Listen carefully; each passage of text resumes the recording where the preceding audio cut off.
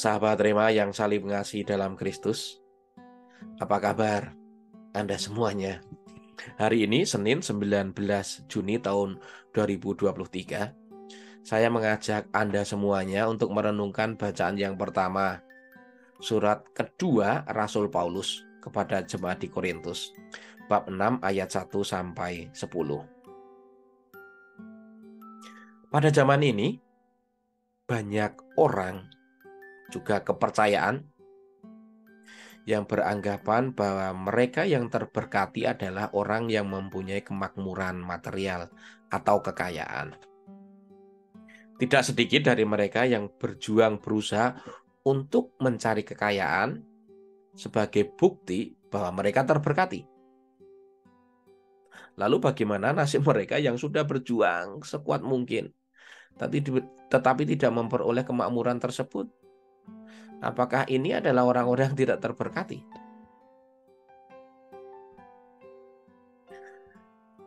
Bacaan pertama yang kita renungkan, Rasul Paulus memberikan tanda atau kriteria seorang saksi Kristus atau pelayan Allah yang sejati.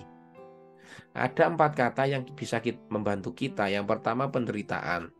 Orang-orang yang siap sedia menjadi pelayan Tuhan adalah mereka yang siap untuk menderita. Mereka akan berjuang dengan cara apapun untuk kemuliaan Tuhan. Karena kita mencintai, kita rela berkorban. Orang tua yang mencintai anaknya akan berkorban untuk anaknya, apapun, bahkan dengan nyawa mereka sendiri. Jadi, pelayan Tuhan yang sejati adalah orang yang siap sedia untuk berkorban. Pertama. Yang kedua, kesetiaan dan keteguhan. Kalau kita melihat misalnya bacaan Injil mengenai gembala yang baik, ada kata upahan, orang-orang upahan. Ketika bahaya datang, mereka akan berusaha untuk menyelamatkan apa yang mereka miliki atau menyelamatkan diri mereka dengan cara kabur atau melarikan diri. Tidak peduli domba-domba yang dipercayakan kepada mereka, kepada orang-orang upahan ini. Mereka tidak tertarik untuk melindungi apa yang dimiliki Allah. Seorang pelayan Allah yang sejati adalah mereka yang setia ketika dunia membalikkan badan, ketika orang-orang tidak sependapat dengan apa yang kita imani. Orang-orang tidak sepemikiran dengan apa yang kita hidupi sebagai seorang saksi Tuhan. Kita tetap teguh dan setia. Itu yang kedua, saksi Kristus atau pelayan Allah yang sejati adalah yang setia dan teguh.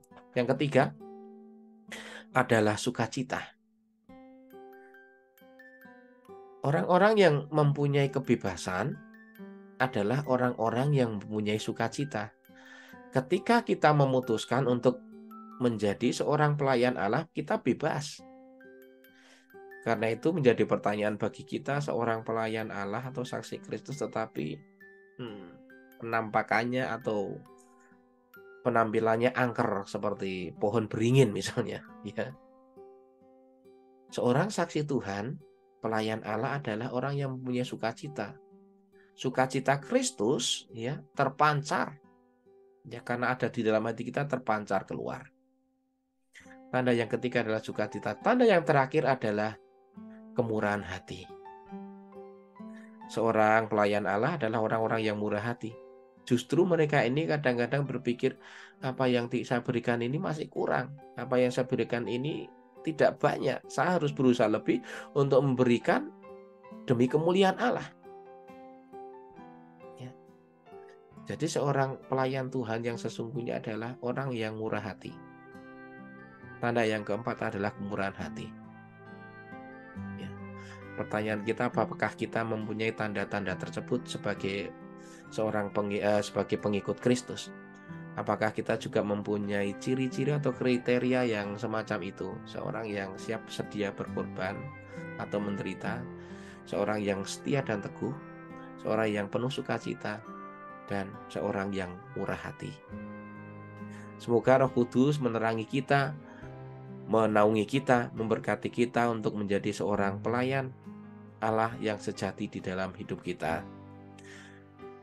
Berkat Tuhan menyertai Anda semuanya di dalam hidup, keluarga, pekerjaan, belajar, atau pelayanan Anda.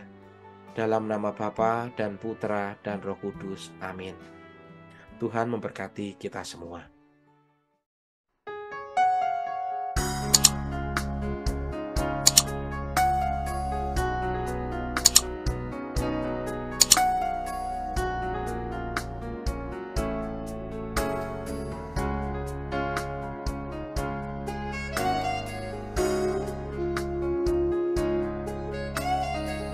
Sahabat Rema, sampai jumpa dalam program berikutnya.